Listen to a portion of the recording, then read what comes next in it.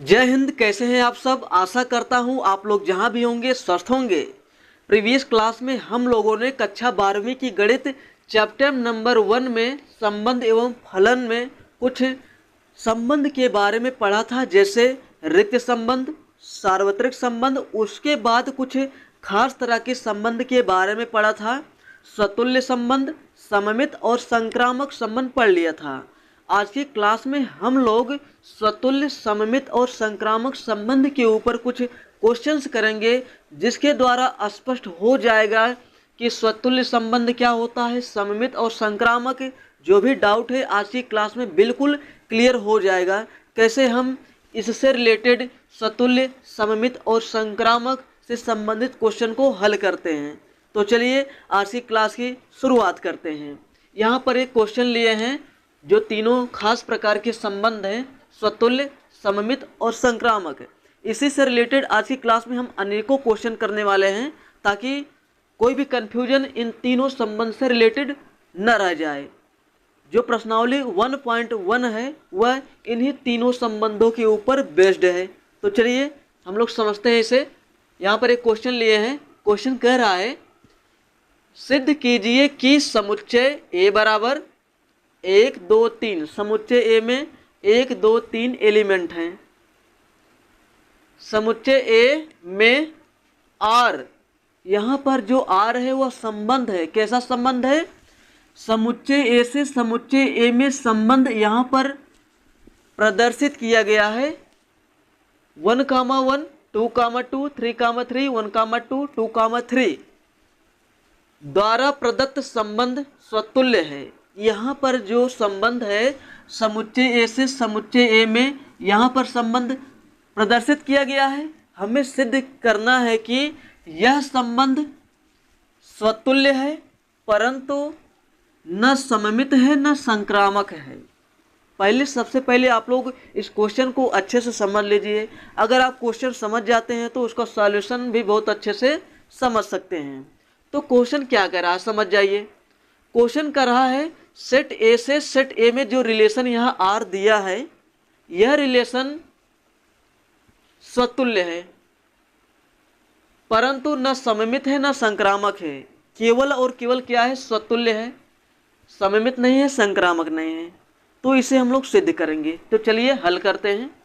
यहाँ पर जो रिलेशन है आर, वह सेट ए से सेट ए में है, लिख दिया।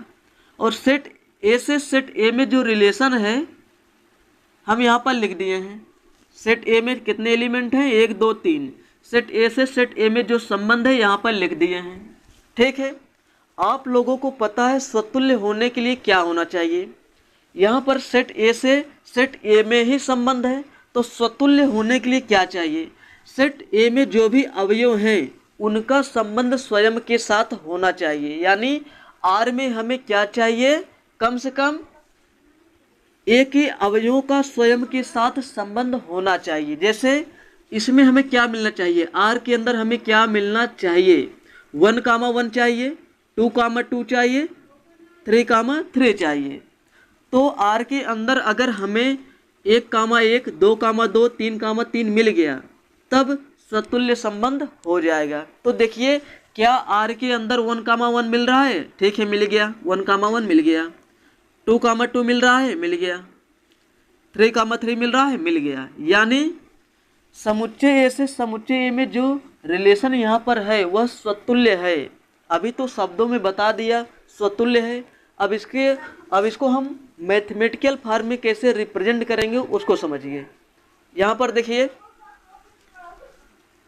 1, 1 belongs to R, 1, 1 belongs to R. उसके बाद 2, 2 बिलोंग्स टू आर। उसके बाद 3, 3 बिलोंग्स टू आर। मिल रहा है। हमें क्या चाहिए? 1 का संबंध 1 के साथ मिल गया, उसमें 2 का संबंध 2 से, 3 का संबंध 3 से, आर में मिल गया। तो यहाँ पर जो आर है वह स्वतुल्य है, यहाँ लिख देंगे। अतः आर स्वतुल्य संबंध है, स्वतुल्य संबंध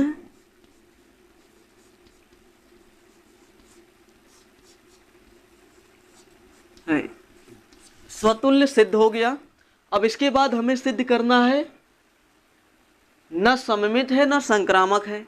तो आते हैं सममित संबंध पर, दूसरा वाला। वहाँ तो लिख दिया शब्दों में सममित नहीं है, लेकिन हमें इसे प्रूफ करना है सममित नहीं है। सममित संबंध,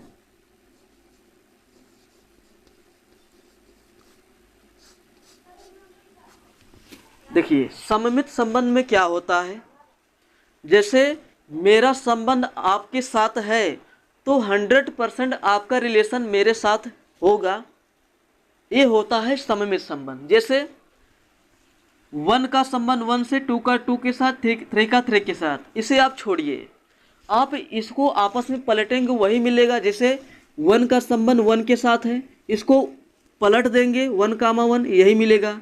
2, इसको बदलेंगे 2, ही मिलेगा। इसलिए जो स्वतुल्य है उसको छोड़ देते हैं, जो स्वतुल्य नहीं है हम उसको पकड़ते हैं। देखते हैं यहाँ पर है 1 का रिलेशन 2 के साथ है, क्या R के अंदर 2 का रिलेशन 1 के साथ है?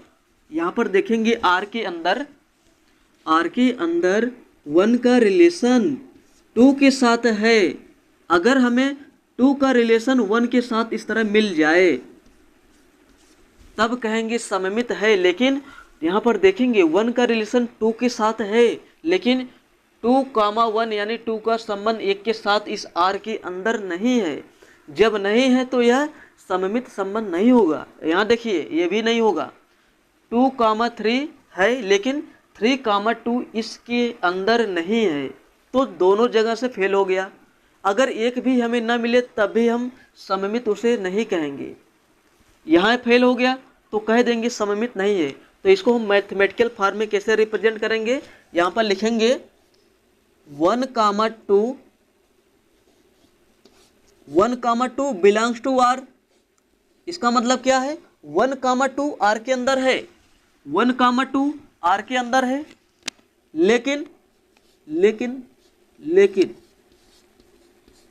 लेकिन इसका अपोजिट 2,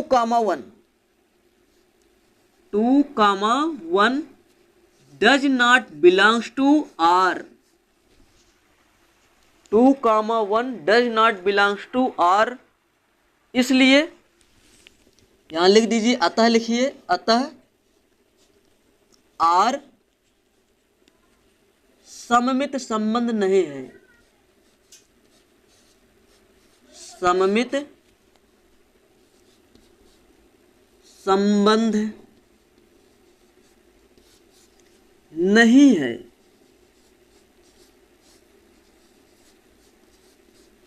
R सममित नहीं है, क्यों नहीं है? क्योंकि यहाँ हम देख पा रहे हैं 1, 2 है, लेकिन R के अंदर 2, 1 नहीं है।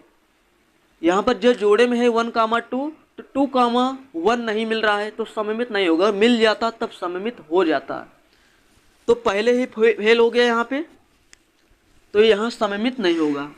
तो 2 हमने चेक कर लिया, सतुल्य सममित। अब इसके बाद आते हैं संक्रामक के ऊपर, आते हैं यहाँ पे संक्रामक संबंध। यहाँ करते हैं इधर संक्रामक संबंध।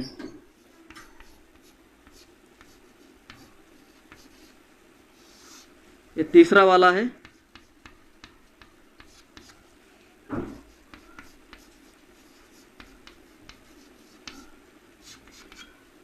संक्रामक संबंध। संक्रामक संबंध क्या होता है? अगर प्रीवियस लेक्चर आप लोग अच्छी तरह से देखे होंगे तो आप लोग इसे बहुत ही इजीली समझ सकते हैं। तो चलिए संक्रामक संबंध हम लोग चेक करते हैं।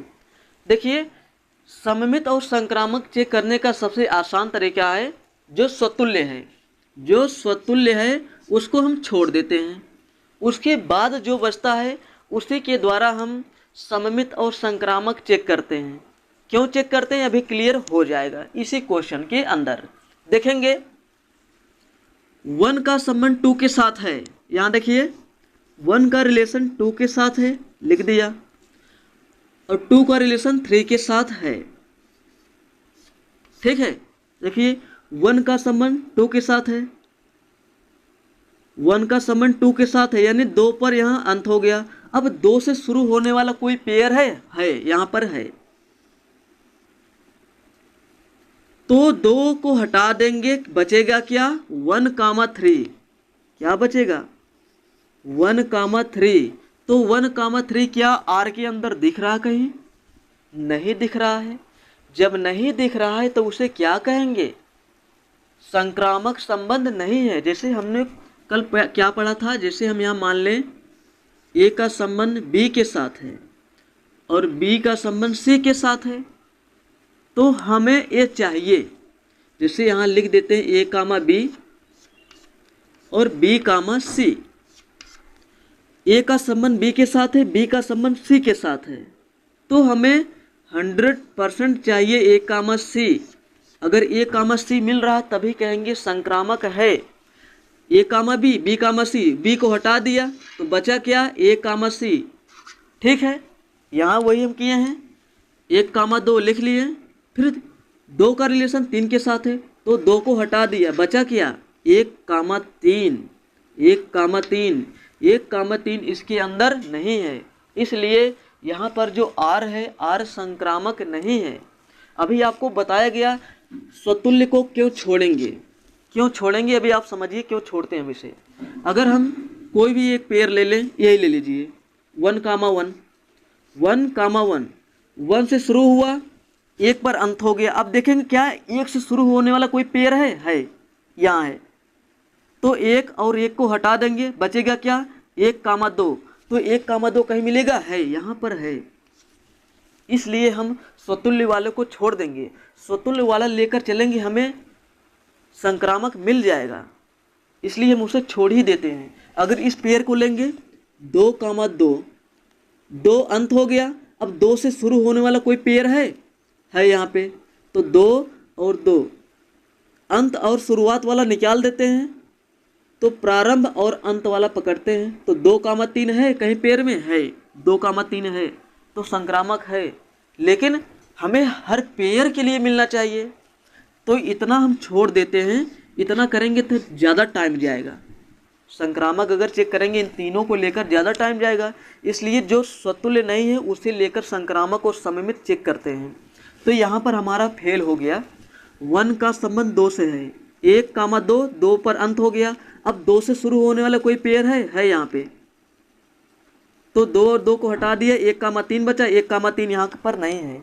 अभी एक बात और देखिए, 1,2, 2 पर अंत हो गया, 2 से शुरू होने वाला कोई पेयर है यहाँ पर है, यहाँ पर है, तो क्या हम निकाल देंगे,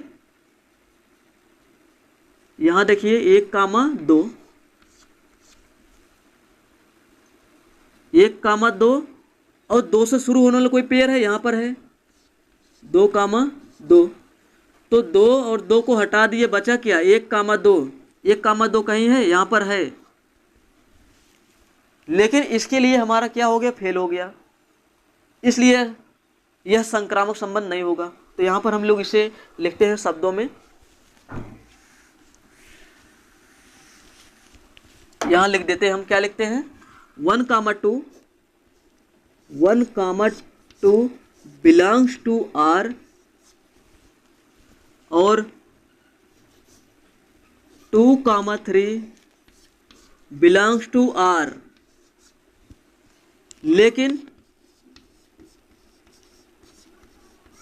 1,3 does not belongs to R, अतः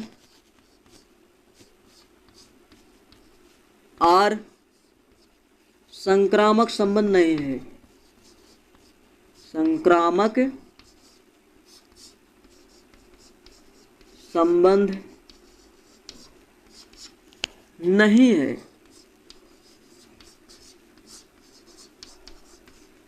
आर यहाँ पे संक्रामक संबंध नहीं है। उम्मीद करता हूँ आप लोग इस क्वेश्चन को बहुत ही अच्छी तरह से समझ गए होंगे। अगर कोई भी डाउट है तो अपनी प्रतिक्रिया जरूर दें, हम इसे दोबारा से बताने की कोशिश करेंगे। तो इसके बाद हम लोग नेक्स्ट क्वेश्चन लेते हैं स्वतुल्य, सममित और संक्रामक के ऊपर जो आधारित है, तो इसे आप लोग नोट कर सकते हैं।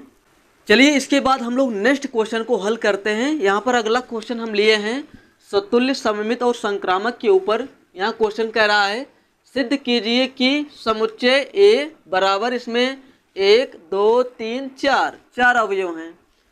सिद्ध कीजिए कि समुच्चय ए में आर द्वारा प्रदत्त संबंध आर स्वतुल्य तथा संक्रामक है किंतु सममित नहीं, सिद्ध कीजिए। यहाँ पर जो समुच्चय ए से ए में जो रिलेशन है यहाँ पर परिभाषित किया गया है, यह संबंध स्वतुल्य तथा संक्रामक है किंतु सममित नहीं, इसे हमें सिद्ध करना है। तो चलिए हम लोग इसे सिद्ध करते हैं। आर केवल स्वतुल्य और संक्रामक है किंतु सममित नहीं, इसे सिद्ध करते हैं। यहाँ पर जो रिलेशन है सेट ए से सेट ए में है, लिख लिया। तो सेट ए लिख लिया। सेट ए में कितने एलिमेंट है? 1 2 3 4। और सेट ए से सेट ए में जो रिलेशन है यहाँ पर लिख दिया। अब हम बताएंगे यह रिलेशन स्वतुल्य है, संक्रामक है, लेकिन सममित नहीं। तो सबसे पहले हम चेक करते हैं स्वतुल्य, स्वतुल्य सिद्ध करते हैं। तो स्वतुल्य होने के लिए हमें कम से कम क्या चाहिए? जो सेट ए से सेट ए में रिलेशन है, उस रिलेशन में हमें क्या चाहिए? आर के अंदर हमें चाहिए 1, 2, 2, 3, 3, 4, 4, तभी तो होगा स्वतुल्य। स्वतुल्य का मतलब स्वयं का रिलेशन स्वयं के साथ, मतलब समुच्चय ए के अंदर जो भी अवयव हैं उनका संबंध स्वयं के साथ होना चाहिए। मतलब 1 का संबंध 1 के साथ, 2 का 2 के साथ, 3 का 3 के साथ, 4 का 4 के साथ। क्या आर के अंदर है? अगर आर के अंदर है तो आर हमारा स्वतुल्य संबंध हो जाएगा। देखिए कहीं मिल रहा है 1, 1 मिल गया। 2, 2 खोजिए कहाँ है? 2, 2 यहाँ है। अब 3, 3 खोजिए, यहाँ है। और 4, 4 यहाँ है। मतलब चारों मिल गए हैं। 1, 1, 2, 2, 3, 3, 4, 4 मिल गया। यानी आर हमारा क्या है? स्वतुल्य हो गया। अब इसको हम मैथमेटिकल फॉर्म में रिप्रेजेंट कर देते हैं। यहाँ हम लिख देते हैं 1, 1 बिलोंग्स टू आर। आर के अंदर है, कोई बात नहीं, चल गया, काम चलेगा। और एक्स्ट्रा जो भी रिलेशन है 1, 2, 1, 3, इससे कोई भी टेंशन नहीं लेना है, कोई लोड नहीं लेना है। एक्स्ट्रा मिल जाए चलेगा, लेकिन मिनिमम हमें इतना चाहिए स्वतुल्य के लिए। स्वतुल्य के लिए मिनिमम हमें इतना चाहिए। तो 1, 1 belongs to R, 2, 2 belongs to R, और 3, 3 बिलोंग्स टू आर, और लास्ट में एक और है 4, 4 बिलोंग्स टू आर। यानी समुच्चय ए के सभी अवयवों का स्वयं के साथ संबंध आर के अंदर है। अतः आर यहाँ लिख देंगे। इसी तरह आप लिखेंगे, जो मैं शब्द यहाँ यूज कर रहा हूँ यही आप लोग बार बार यूज करेंगे, बहुत ही आसान तरीका है। अतः आर स्वतुल्य संबंध है, स्वतुल्य संबंध है। अब लोग जितने भी क्वेश्चन है थोड़ा जल्दी जल्दी करेंगे। स्वतुल्य संबंध है, तो स्वतुल्य सिद्ध हो गया। अब इसके बाद हम लोग सममित चेक करते हैं, क्या सममित है या नहीं है। क्वेश्चन में कहा है सममित नहीं है, मतलब नहीं होगा, नहीं होगा, लेकिन हम इसको यहाँ पर प्रूव करेंगे सममित नहीं है। देखिए सममित होने के लिए क्या चाहिए? जैसे यहाँ पे 1 का संबंध 2 के साथ है, तो आर के अंदर 2 का रिलेशन 1 के साथ होना चाहिए। जब यहाँ पर है 1, 2, तो 2, 1 यहाँ पर चाहिए, कहीं मिल रहा है? ना मिल रहा है, मिल ही नहीं रहा है। तो 1, 2 इसमें है, लेकिन 2, 1 आर के अंदर नहीं है। 1, 3 इसमें है, 3, 1 कहीं है? नहीं है। तो पहला ही फेल हो गया। लिख देते हैं, यहाँ लिखिए 1, 2 बिलोंग्स टू आर। 1, 2 आर के अंदर है, लेकिन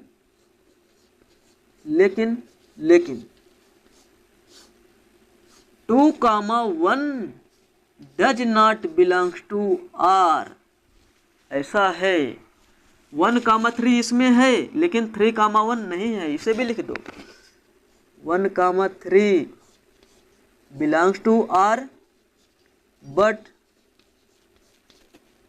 3,1 does not belongs to R. अगर आप एक भी लिख देते हैं तब भी सही है। अगर एक भी हमारा नहीं मिला, पहला ही फेल हो गया तो सममित काम का खराब कर देगा, सममित को बिगाड़ के रख देगा, सममित नहीं रह जाएगा। 1,2 पर ही फेल हो गया तो इतना ही लिख देंगे, कोई दिक्कत नहीं है, हमारा सममित वाला सिद्ध हो जाएगा कि सममित नहीं है। पहले ही फेल हो गया तो सममित नहीं है, तो आगे चेक करने की जरूरत ही नहीं है। तो यहां लिख देंगे अतः आर सममित नहीं है, सममित नहीं है, सममित नहीं है। उम्मीद करता हूं आप लोग स्वतुल्य और सममित को समझ गए होंगे। अब आते हैं संक्रामक पर। संक्रामक हम लोग कैसे चेक करते हैं? संक्रामक के लिए 3 चीज़ों का होना जरूरी है। तो देखिए संक्रामक हम कैसे चेक करेंगे? जो स्वतुल्य है उसको छोड़ देंगे। क्यों छोड़ते हैं अभी आपको बताया गया है। 2,2 1,2 4,4 3,3 इसे छोड़ देते हैं। इसे छोड़कर हम लोग चेक करेंगे संक्रामक है या नहीं है। ठीक है, अब देखिए 1,2 है, 1,2 2 पर लास्ट हो गया, 2 पर अंत हो गया।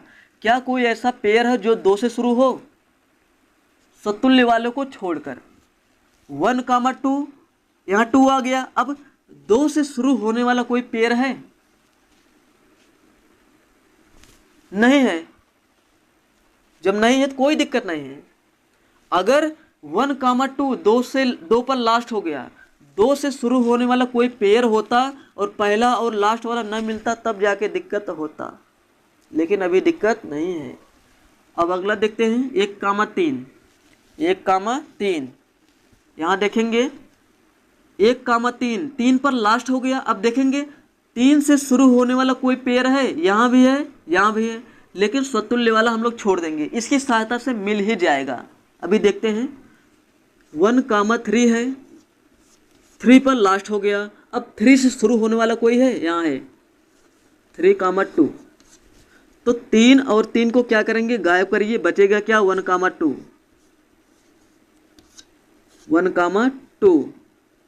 1,2 कहीं पर है, मिल गया, मतलब संक्रामक है। अब हम लोग इसे भी लेकर चेक कर लेते हैं। 3,2 ले लेते हैं। 3,2 2 पर लास्ट हो गया। अब 2 से शुरू होने वाला कोई पेयर है? ये है, लेकिन इसे नहीं लेंगे, इसकी सहायता से मिल जाएगा, इसकी सहायता से मिल जाएगा। अभी देखते हैं मिलता है नहीं मिलता है। देखो मिलेगा 2,2। अब 2 को क्या करेंगे? हटाएंगे। 3,2 तो मिल गया। इसलिए हम स्वतुल्य वाले को लेकर संक्रामक नहीं चेक करेंगे। क्यों दिमाग लगाएंगे? हमें मिल ही जाएगा। तो हम वहाँ पर दिमाग लगाते हैं जहाँ पर न मिलने के चांसेस रहे, थोड़ा सा डाउट रहे। इसमें कोई भी डाउट नहीं है, संक्रामक मिल ही जाएगा। तो यहाँ पर देखेंगे इस पेयर और इस पेयर को लिया, 3 को गायब किया, 1,2 मिल गया इस पेयर में, इसलिए संक्रामक है। यहाँ लिख देंगे, यहाँ हम लोग लिखते हैं इसे systematic 1,3 belongs to R, 1,3 belongs to R, R के अंदर है, और 3,2 बिलोंग्स टू आर। अब 1,2 बिलोंग्स टू आर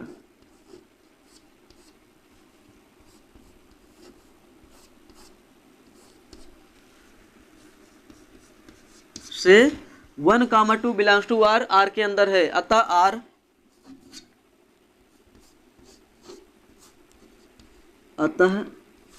आर संक्रामक संबंध है।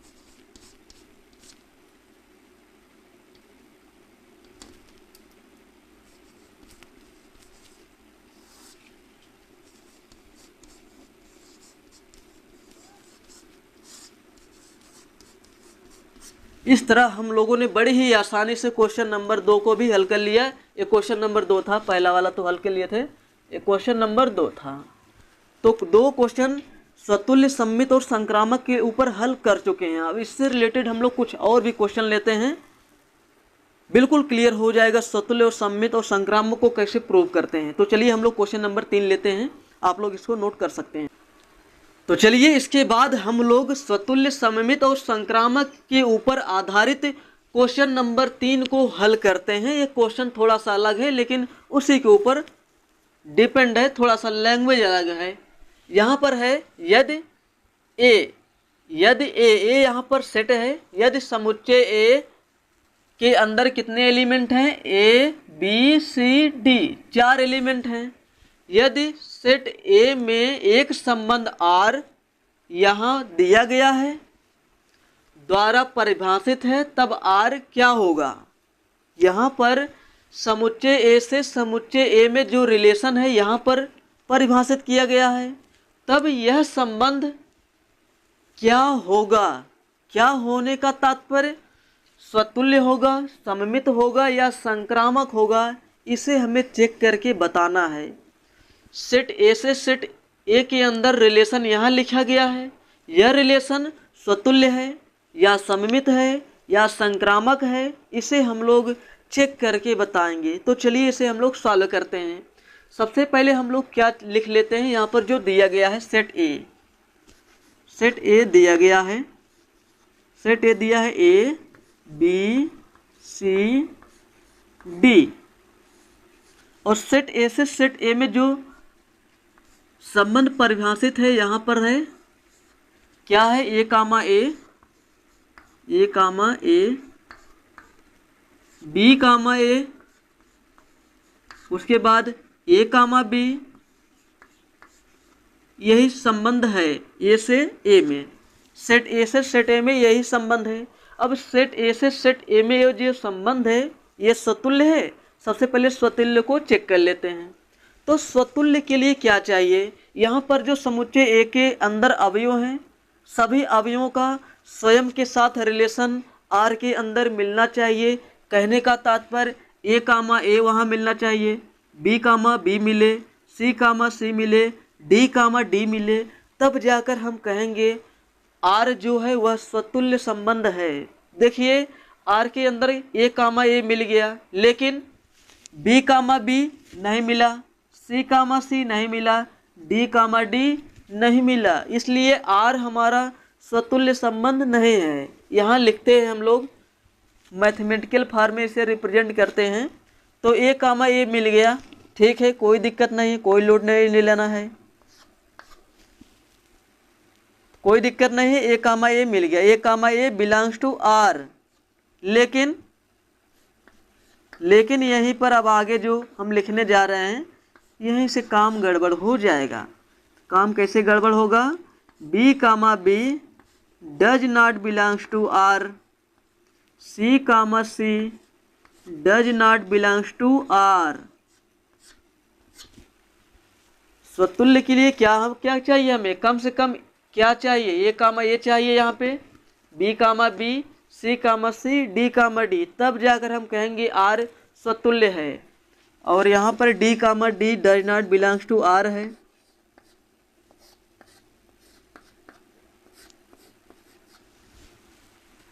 एक मिल गया, एक से स्वतुल्य नहीं होने वाला है, एक से काम नहीं चलेगा। इनका तो स्वयं के साथ संबंध नहीं है, बी सी डी का स्वयं के साथ रिलेशन R के अंदर नहीं है, तब R यहाँ लिख देंगे अतः R स्वतुल्य संबंध नहीं है, स्वतुल्य संबंध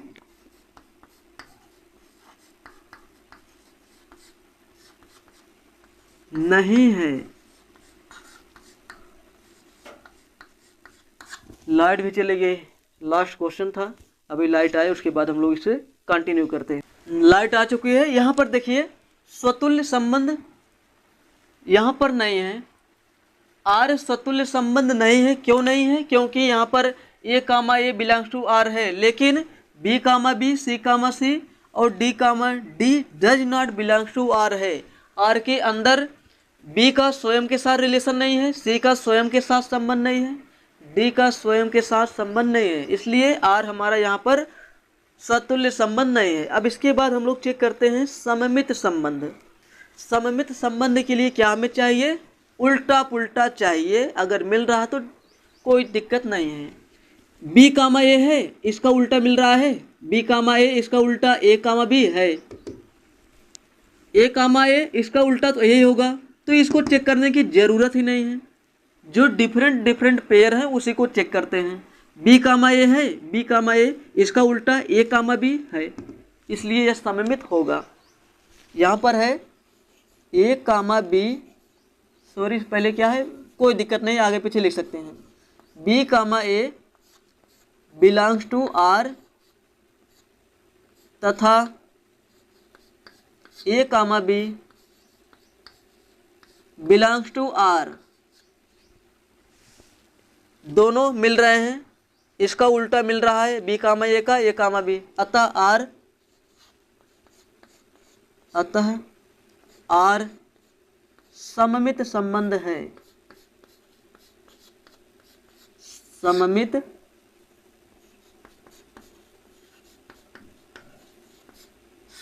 संबंध है। सममित सिद्ध हो गया, सममित है। स्वतुल्य भी समझ लिया। लास्ट वाला क्या बचा है? संक्रामक। संक्रामक में थोड़ा सा ध्यान देना होता है, क्योंकि हम इसे कैसे चेक करते हैं? दो पेयर लेते हैं, उसके बाद तीसरे में हमें कुछ ना कुछ मिलना चाहिए। अगर दोनों आपस में कुछ मैच कर रहे हैं, तीसरा नहीं मैच कर रहा, तब काम खराब हो जाता है। तो देखिए बी कामा ए, बी कामा ए पर लास्ट हो गया। अब ए से शुरू होने वाला कोई पेयर है सतुल्य को छोड़कर, इससे तो सिद्ध हो ही जाएगा, इसलिए हम इसको नहीं ध्यान दे रहे हैं। तो बी कामा ए पर लास्ट हो गया। अब ए से शुरू होने वाला कोई क्रमित युग्म है यहाँ है, तो इसे हम थोड़ा सा बाहर निकालते हैं। बाहर निकाल को इसको बाहर निकाल के इससे निपटते हैं। बी कामा ए यहाँ लिख दिए हैं। अब ए लास्ट हो गए, ए से शुरू होने वाला यहाँ है ए कामा बी। अब क्या करेंगे? यहाँ लास्ट हो गया, शुरू हो गया, तो इन दोनों को हम क्या करेंगे? हटा देंगे। अब बचेगा क्या? B comma B. B comma B, क्या बी कामा बी आर के अंदर है? नहीं है। जब नहीं है तब हम कहेंगे आर संक्रामक संबंध नहीं है।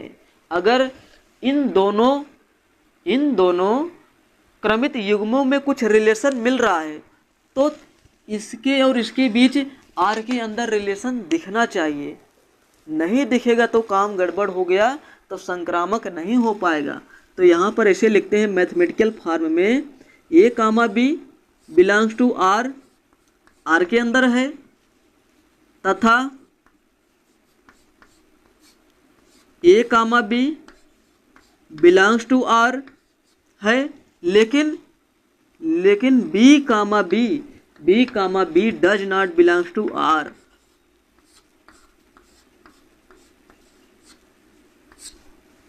अतः आर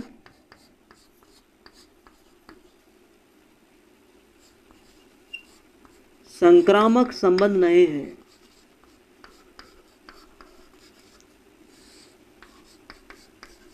संबंध नहीं है।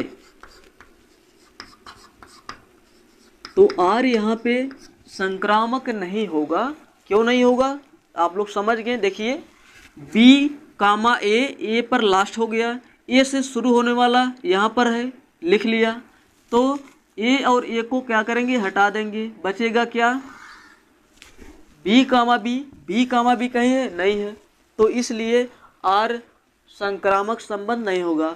तो आज की वीडियो में हम लोगों ने सतुल्य, सममित और संक्रामक के ऊपर 3 क्वेश्चन किए हैं। इससे आशा करता हूं आप लोग सतुल्य, सममित और संक्रामक को बहुत ही अच्छी तरह से समझ गए होंगे। अगर यह वीडियो आपको अच्छा लगा हो तो आप अपनी प्रतिक्रिया ज़रूर दें। तो आज के लिए इतना ही। अब नेक्स्ट क्लास में हम लोग प्रश्नावली 1.1 से रिलेटेड जितने भी एग्जाम्पल हैं उसको हल करेंगे। एग्जाम्पल हल करने के बाद हम लोग प्रश्नावली पर आएंगे। तो चलते हैं, आज के लिए इतना ही। मैं मिलता हूँ किसी नए वीडियो में, तब तक के लिए जय हिंद।